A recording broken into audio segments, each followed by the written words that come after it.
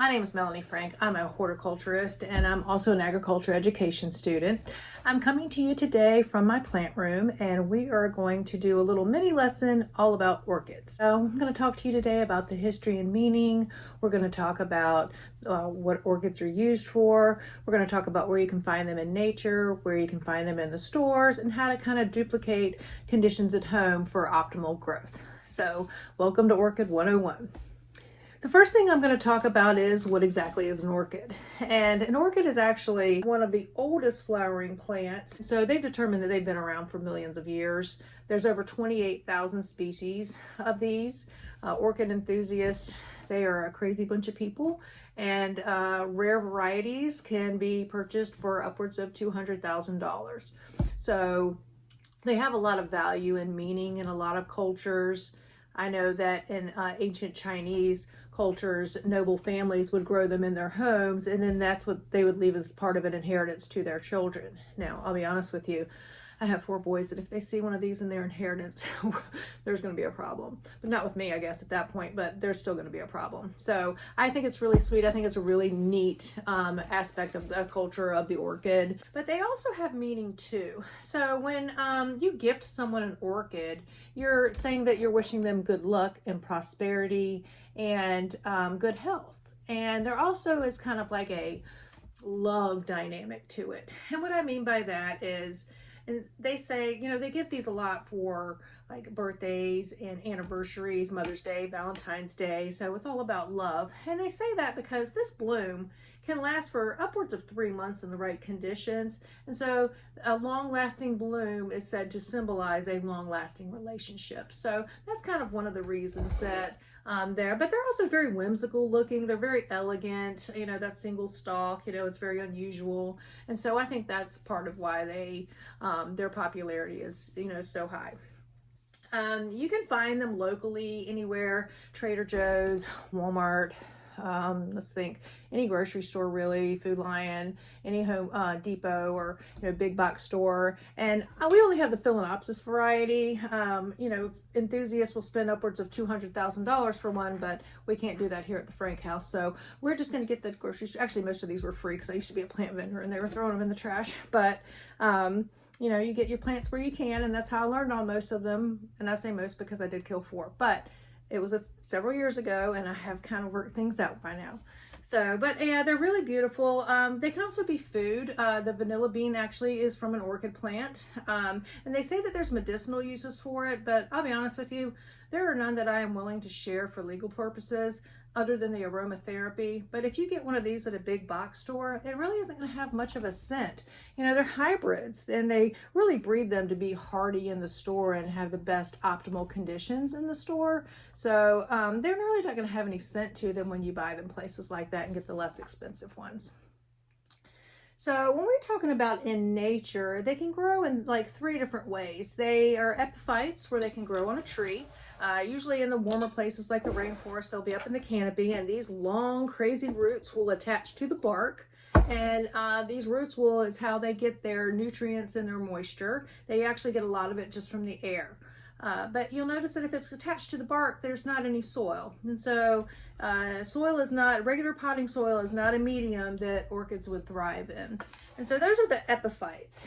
The terrestrial orchids are a little different in that they kind of grow, they have a rhizome, which is, to me, is just a sideways stem. And then they have the little nodes, and those nodes will grow these little pseudobulbs. And those pseudobulbs will have several shoots of flowers come up. So like these only have like 1 or 2. This one actually has 3, which is rather shocking, but they usually only have 1 or 2 spikes.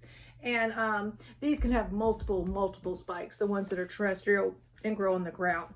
However, they don't grow in a lot of soil either. They kind of take their roots, will reach out and leach onto like the litter in the forest floor. And they don't really go dig down deep into the dirt.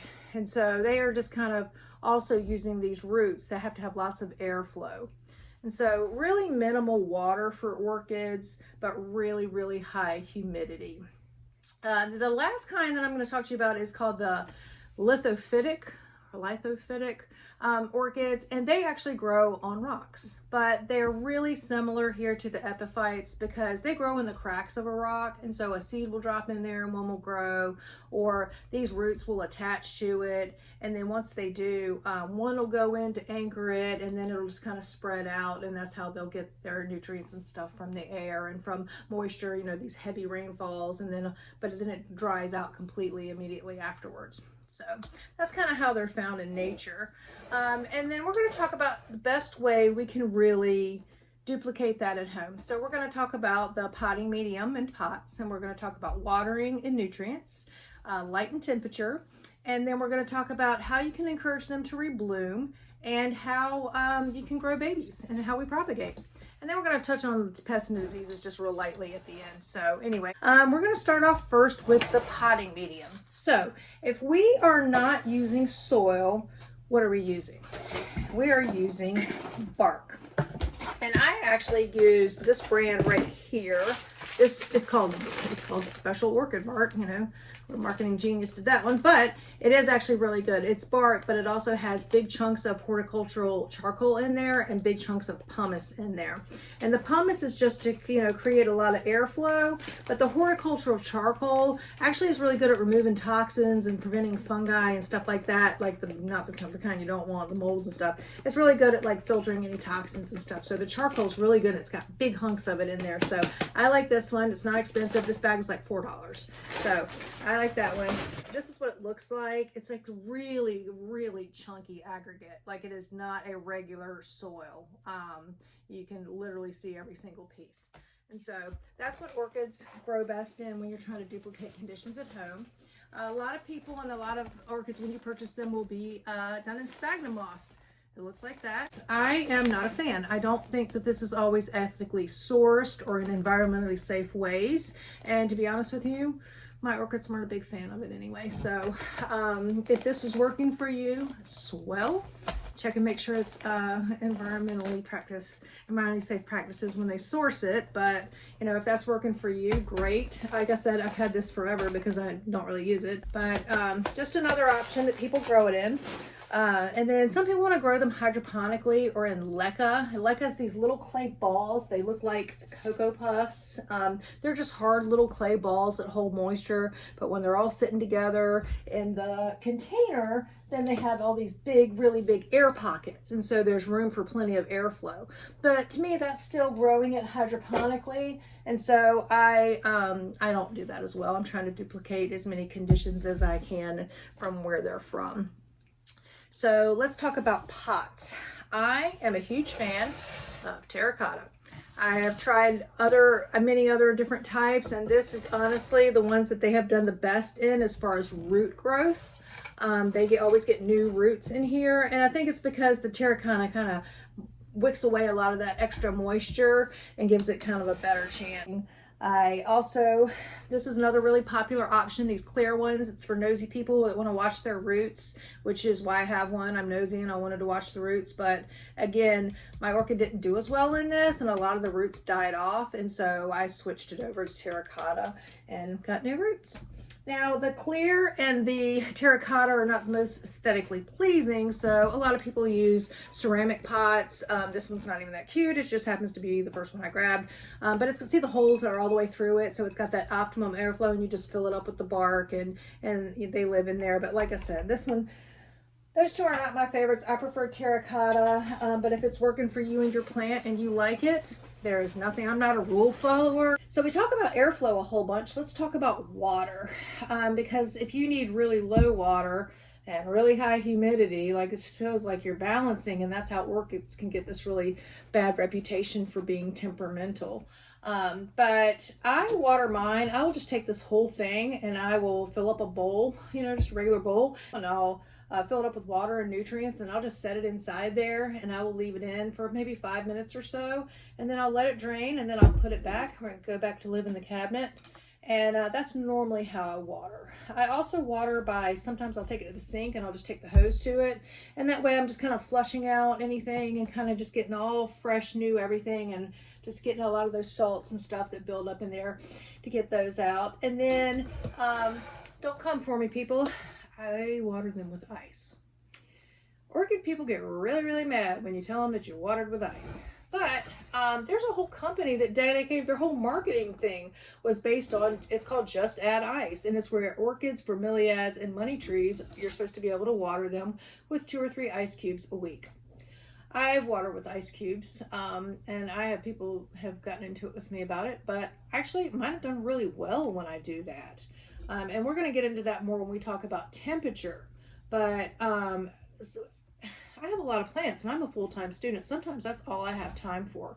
Now, I don't recommend doing that full-time because you can't really get any nutrients that way unless you're going to freeze the nutrients with the ice cubes, and who's going to do all that? So that's just too much. So I wouldn't do it that way full-time, but I mean, if it had to a couple of waterings, just deal with the ice, they would be just fine. I had some that did really well when I did it that way. I just don't want it to be that way full-time because I want to be able to add some nutrients for it. The other thing is when you water, if you do top water, just the crown of the plant which is right here, just make sure if any water gets stuck down in here that you get it out. You just take the corner of a paper towel, or I have these really skinny little Q-tips here that have the really pointy ends on them, and I'll just take it and I'll just kind of stick it down in between each leaf, because if you let water accumulate there and there's any fungus there, it can develop a crown rot and it'll just disintegrate from the middle. It's very sad. Ask me how I know. That's very sad. The best time to really do the nutrients is when you do water. I just add them to the water. I prefer to go natural. I use this stuff called liquid dirt. It has all these, it's supposed to be a plant superfood with vitamins and minerals and the microfungi and the bioorganisms, and it's supposed to be ready for immediate uptake. And it's all, I mean, my dogs could eat this. I use it on everything. It's super concentrated. So mine have done really well with this. I'm a huge fan of it. But there's other options that people use that could be perfectly fine. I have this. I've had it for quite a while. It is just a standard orchid fertilizer, but this is a chemical, and I just don't like using stuff like that if I can help it. I might give it to them. I'll probably soak them all in it maybe once or twice a year, but I'll do a quarter strength because it's just so strong. But my plants aren't living in the canopy or hanging off a cliff in the rocks. Mine are in a greenhouse cabinet with a grow light, a fan, a heat mat, and a humidifier. So they're pretty pampered. They are not fighting for their life. So I just don't think they need this amount of nutrition. This works perfectly fine and it's more natural. So the other thing is mists. A lot of people like to mist them for watering and for nutrients. I don't see how misting it like this really does a whole lot for the humidity. I just think it makes it wet for a few minutes, but I don't think it does a whole lot for that. And these smell like perfume. It just doesn't seem like a natural option for them. I actually save the bottles because they're fantastic, and I put my liquid dirt in there, and then that's what I use to mist, because this does feed them, because it can be used as a foliar spray. And it does give it, I wouldn't say humidity, but it gives it some dampness and a little refresh. So there's no harm in doing that. I just prefer to go natural with the nutrients. The last thing real quick about that, a lot of people will take banana peels and rice and aloe and garlic and put it all together, soak it in water, and water that with their orchids for nutrients. Perfectly fine. Perfectly disgusting. It smells horrible, number one. And number two, it started growing mold on my plants. And so if you're doing that and it's working for you, you're the one, because I'm telling you, it was really gross, and I went back to my liquid dirt. So we're going to touch on light really quickly. I can't really say too much about light. I have mine on grow lights. They're cheap, and they just come on and off, every 12 hours or on a timer. But they require a lot of light, but in nature, they got filtered light. And so direct sun would burn their leaves. Ask me once again how I know. Direct sun will burn their leaves, but if they can see the sun light, but the sun cannot see them, then they're probably getting a good amount of light. I always say if it's making a shadow on the wall, the darker the shadow, the more light it's getting. And so if you got a shadow on the wall, clearly it's getting light. Just as for a general, way to gauge that. And then for temperature, I would say between 50 and 80. Most of these are tropical ones, and so they're going to like between 65 and 80 degrees. But there's a few varieties that like cooler temperatures. However, these can get down. These were living outside at Home Depot for 3 weeks. And it got down in the 30s and 40s the last couple of weeks, and it is perfectly fine. I just bought it yesterday. So they can handle low temps, but just for very, very short amounts of time. So we also have grow mats, heat mats that you can put them on. Well, they call them grow mats because people start their seeds on them, but you can just put that on there. They stay even 70 degrees all the time. I've got mine on one because I'm trying to encourage them to bloom because they have not bloomed in a long time. And then this one just popped up with a new flower spike that I found when I was cleaning the leaves earlier, so I was really excited about that because it's been 2 years, so I think my little heat mat guy is doing the trick. People treat these like cut flowers. I do not know why, but when these flowers are dead, they'll just take this whole thing and throw it away. And that's not really necessary because there's a lot of value to them. You can get them to rebloom sometimes. You can get them to grow cakey babies. And a cakey baby is this.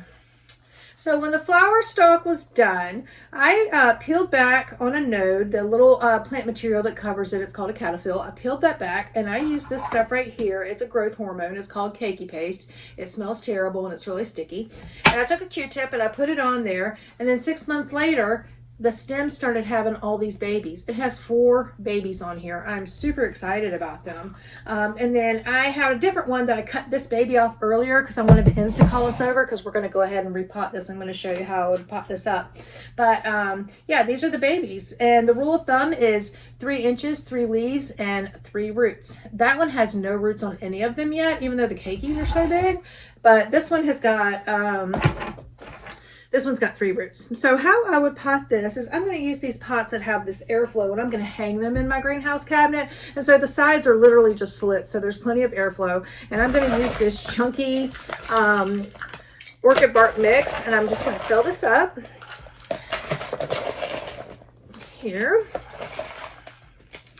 And then I'm just going to set this cakey kind of right on top. And then I'm going to take my scoop, and I'm just kind of filling around that. And then I'm going to water this really, really good because the roots on this cakey are looking a little silvery, which is an indication that it needs some moisture. So I'm just going to make sure that those roots get a good drink of water since they're so small still. And then this is going to hang in my cabinet and get the humidifier and all the benefits of that and grow up into a bigger one until it's big enough for a terracotta pot. So that's how we pot, and then that's the materials and everything that we use, and that's how you propagate. You can also propagate by division if it's a terrestrial plant, or you can do stem cuttings, and you can take one of these nodes right here and you can put it in some sphagnum moss and encourage it to grow roots. I mean, there's several ways that you can propagate. Not many people do it from seeds like they do in nature. You know, if they are pollinated by bees and birds, and then they disperse their seeds, and that's how they grow in nature. But the seeds are super tiny, and most people just do it by propagation for better results. So I'm going to talk about pests really quick. They don't really get a whole lot, or at least mine don't. Mealy bugs are a big one. Scale, yellowing of the leaves. If the leaves are turning yellow, if it's the very bottom one and it's old, that's normal. If it's another one, you're probably watering too much, or it could have a fungus. If it gets scale or anything like that, I like natural insecticidal soap, or I use horticultural oil spray to smother them, or I'll take the whole plant and I'll just dunk it in water until all them pests die, because I just prefer to use more natural things. So I hope that you learned something from me today. I appreciate you being here, and I appreciate you letting me share my knowledge about orchids. And if you have any questions, let me know. Thank you.